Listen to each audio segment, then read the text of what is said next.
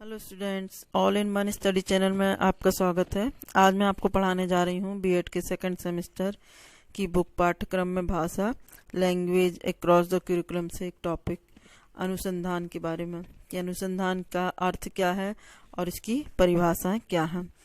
तो अनुसंधान का अर्थ देखेंगे। पहले अनुसंधान शब्द अंग्रेजी के रिसर्च शब्द का हिंदी रूपांतर है, जिसे दो हिस्सों री तथा सर्च में बांटा जा सकता है।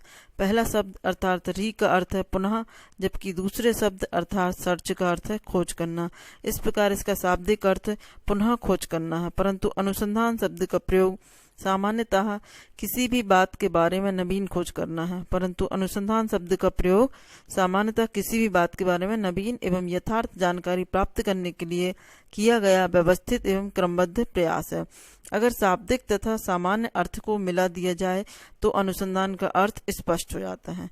अनुसंधान का अर्थ नवीन ज्ञान प्राप्त करना, पुराने ज्ञान में वृद्धि करना, उसका पुनर्परीक्षण करना, संशोधन करना तथा उसे परिष्कृत करना है।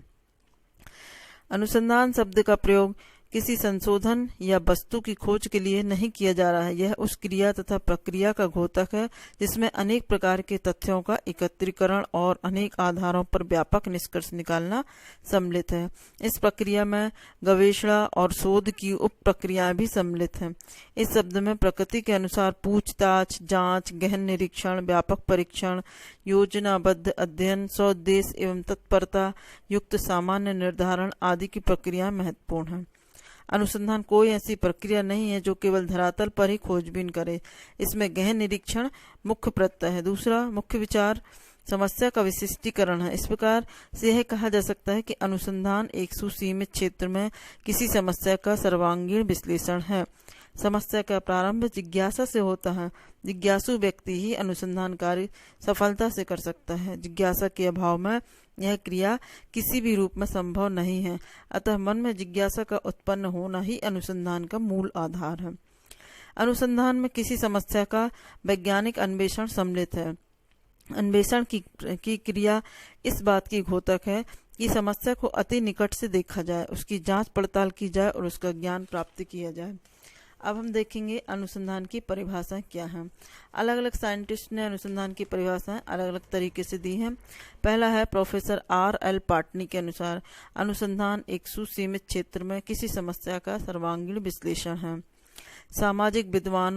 सामाजिक विज्ञानों के ज्ञान कोश के अनुसार अनुसंधान वस्तुओं, प्रत्ययों तथा संकेतों आदि को कुशलता पूर्वक व्यवस्थित करता है, जिसका उद्देश्य सामान्यीकरण द्वारा विज्ञान का विकास, परिमार्जन अथवा सत्यापन होता है, चाहे वह ज्ञान व्यवहार में सहायक हो अथवा कला में।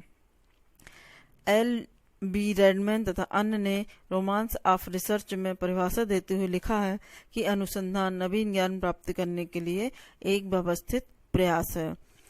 M.M.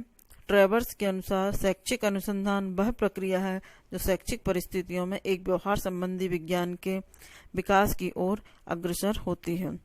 C.C. क्रॉफोर्ड के अनुसार अनुसंधान किसी समस्या के अच्छे समाधान के लिए क्रमबद्ध तथा विशुद्ध चिंतन एवं विशिष्ट उपकरणों के प्रयोग की विधि है।